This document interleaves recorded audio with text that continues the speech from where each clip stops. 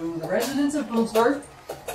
For those people who've been emailing and questioning if I have any knowledge of extraterrestrials, and were they in fact the ones who gave me the knowledge of the Boonsburg Egg, I can categorically deny any connection to the aliens. I've never met them. I know nothing about them. But what I will say is that what I find fascinating of all the shapes that people could have made up, and that they chose a disc.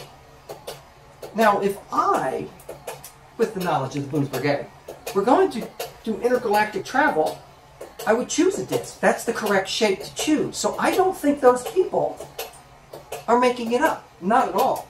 Because with a Boonsburg Egg, you can it's not just rolling against, you know, the larger gravity. I mean, it also works for things like hurricanes and tornadoes, so that it can float above a gravity but have a side gravity pushing it, so that becomes its main gravity. So if somebody was going to be, you know, traveling zoom through space, I think that they would have possibly created spaceships that very simply would have been in a Boonsburg Egg shape, and then the main weight region would have housed probably the occupants, and this would probably spin around, though this would stay centered. You know, this wouldn't move, but this outer would go like, I believe, it's just constitutionally protected opinion, but the way that you do space travel is in the same way that light, which is actually eggs or seeds, if you think of it, how stars create, they're sending out their genetically encoded seeds or eggs out beyond their own limits via, they turn it into quanta of light. Is at the moment it's packed with all the correct electrons, which is full of the knowledge. It ends up zinging them out opposite its speed of gravity. So it's the opposite of the gravitational pull, meaning you take two magnets, put them together at the same polarity, they push off, will make one the size of the sun and one the size of a little quanta of light, and bing, way out.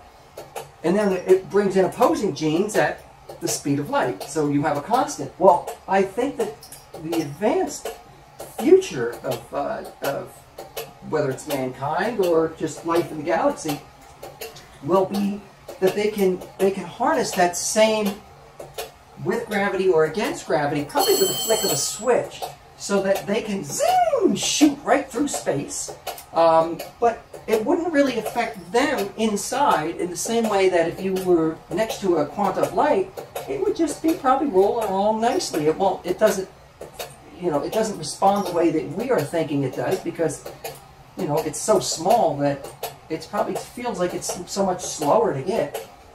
But you will find that with a magnet, if you put a magnet in iron filings, it begins to make atmospheres.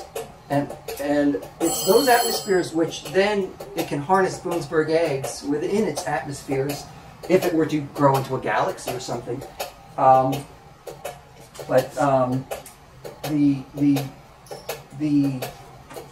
With this, it has the ability to shoot between probably galaxies, is the belief, but that once it comes into, you know, an atmosphere like our planet, it can probably go between those atmospheres that, like, the magnet has, through simple controls, which would either, you know, it can zoom in, or it would start to, you know, if you think of each of these as a different atmosphere, it would probably be able to take itself straight down, but it doesn't have to shoot at the speed of light. It can slow down because it begins to react within those specific atmospheres.